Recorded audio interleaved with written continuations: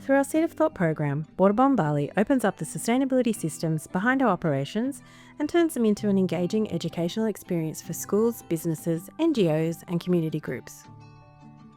Bali is currently facing growing environmental challenges, including waste generation and increasing pressure on natural resources.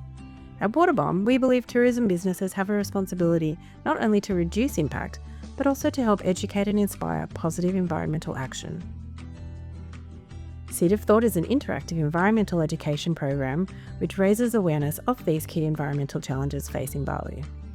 Participants are taken through Waterbom's sustainability initiatives through hands-on learning experiences focused on waste, water, and energy management.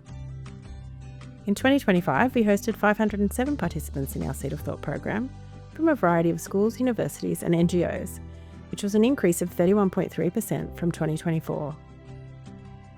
Our Seed of Thought program demonstrates how tourism can go beyond entertainment to become a platform for environmental awareness and long-term impact. We believe it's helping transform sustainability into something our participants can experience, understand, and carry forward in their lives.